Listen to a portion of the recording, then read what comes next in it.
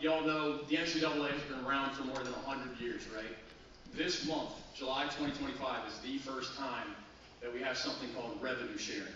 So a maximum of $20.5 million can go directly from a school's athletic department to the players, athletes in multiple sports, and it's up to each school to decide how much of that $20.5 million to distribute among their players, and then who gets it, right? So with that in mind, we'll work, again, starting with Coach Baker.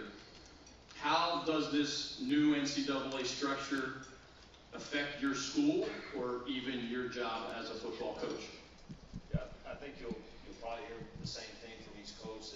It still raises a lot of questions that we got to find answers to. But for us at East Carolina, it'll affect us differently than the other people at the table. But for us, it sets us up. Our administration, our board of trustees has set us up to compete at a high level in the American Conference. And for us, to be able to do that, to be able to support our student athletes with it, I think it's a great thing. Now, obviously, like anything that's happened over the last 4 or 5 years in college athletics, we got to find the parameters to it. We got to find the ways to regulate it. But as far as being able to, have the intentions to help our student athletes, to me, it set us up. And like I said, our university has put us in a great spot to compete at a high level.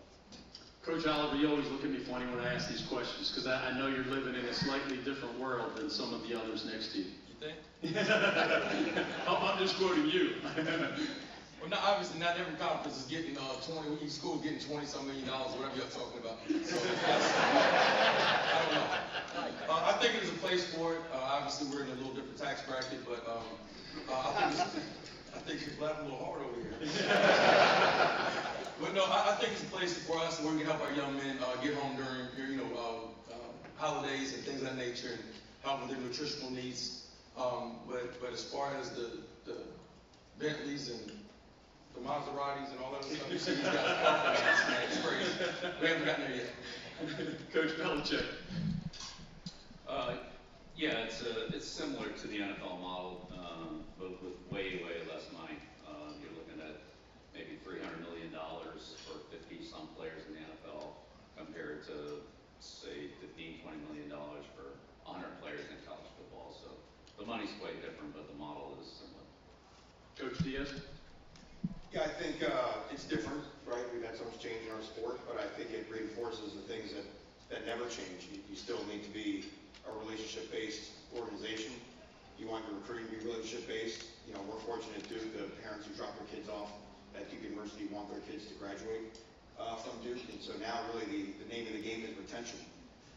Football used to be about acquisition and development, but now you've got to retain them, you've got to keep them, because they can be free agents basically right now twice a year. We're hoping to get that to once a year.